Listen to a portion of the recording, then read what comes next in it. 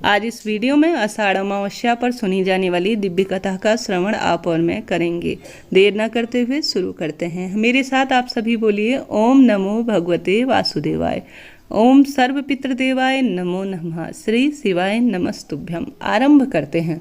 एक बार की बात है, काशी यात्रा पर एक ब्राह्मण दंपति जाना चाहते थे, परंतु वह खुद को असमर्थ महसूस कर रहे थे क्योंकि उनके साथ उनकी एक युवा सुंदर बेटी थी जिसे लंबी तीर्थ यात्रा पर ले जाने के लिए वह बहुत असहज स्वयं को महसूस कर रहे थे।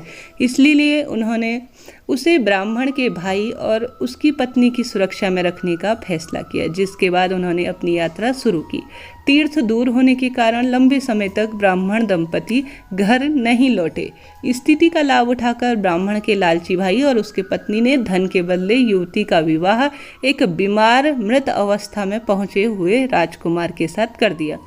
विवाह की रस्मों के साथ राजा, जो मृत की अवस्था में था, और दुल्हन राजा के सैनिक के साथ राजकुमार की लाश को अंतिम संस्कार के लिए, कहने का अर्थ है कि वह शादी करके जा रहा था, तभी रास्ते में उसकी मृत्यु हो गई। राजकुमार की लाश को अंतिम संस्कार के लिए भागीरथी के तट पर ले जाया गया। अचानक बारिश से दाह संस्कार प्रक्रिया होती है, उसमें पूर्ण रूप से वह बाधित हो गई, अर्थात दाह संस्कार की प्रक्रिया आधे में ही छोड़कर वह जो सैनिक थे वह भाग खड़े हुए, क्योंकि लोग लड़की को उदास अवस्था में छोड़कर सब के सब भागकर वहां से चले गए, परंतु वह लड़की वहां से कहीं नहीं गई। हालांकि उसने आशा नहीं खोई और कलिंबा नामक 2 दीपक की संरचना बनाई, अर्थात 2 दीपकों की संरचना की और उनसे पूजा पाठ का विचार करने लगी और अपने माता पिता द्वारा सिखाए गए जो अमावस्या तिथि के दिन व्रत, पूजा पाठ इत्यादि होती है वह करने की शुरुआत की, क्योंकि उस दिन अमावस्या थी।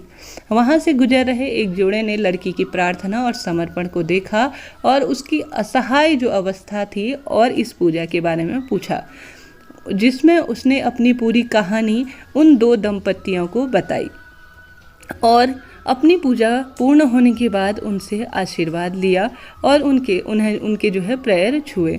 अनजाने में दंपति ने उन्हें सदा सुहागन रहो और पुत्र पौत्र का वरदान देकर आशीर्वाद दिया, जिसका अर्थ होता है कि तुम्हारे पति पूर्ण रूप से लंबी उम्र जिए और तुम पुत्रवान हमेशा बनी रहो, और सौभाग्य का वरदान देकर चले गए।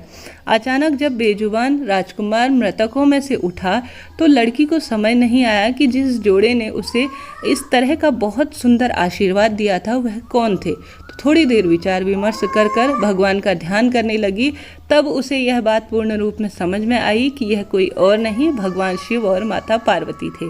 तो इस तरह से जो है अमावस्या तिथि के दिन महादेव की पूजा और पितरों की पूजा करने से मनवांछित फलों की प्राप्ति होती है और पुत्र पौत्र का और अखंड सौभाग्य का भी वरदान प्राप्त होता है। तो इस तरह से यह जो है पूजा और यह कथा सुनी जाती है। ऐसे में आषाढ़ अमावस्या की पूजा विधि सूर्योदय से पहले स्नान इत्यादि से उठ जाएं और अपने घरों को साफ करें, पूजा विधि की स्थापना करें। इसके बाद जो शुभ कार्य या जो पितरों के निवृत्त कार्य होते हैं उनके लिए तैयार हो जाएं, साफ सुथरे कपड़े पहने और विशेष रूप से अपने पितरों के निवृत्त और अपने जो महादेव हैं उनके निवृत्त कुछ ना कुछ प्रयास करने का प्रयास करें। अलग अलग क्षेत्रों में अलग अलग तरह की जो है प्रथा कही गई है, और जो कर्नाटक इत्यादि क्षेत्र होते हैं या जो है उत्तराखंड क्षेत्र होते हैं, यहाँ पर इस दिन की विशेष महत्वता कही गई है।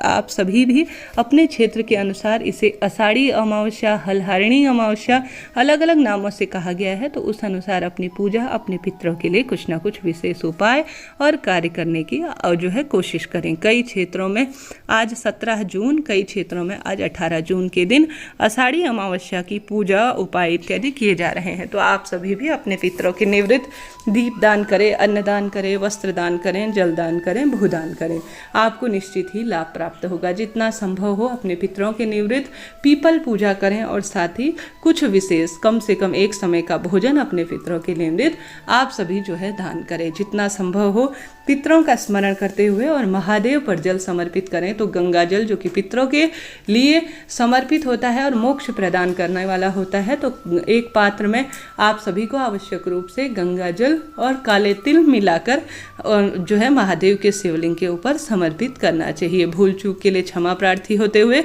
दक्षिण दिशा की ओर एक दीपक पितरों के नाम का जरूर से दान करने का प्रयास करें। तो इस तरह से यह कथा थी, आपके लिए उपयोगी रही हो तो कृपया चैनल को लाइक शेयर सब्सक्राइब करें। हर हर महादेव।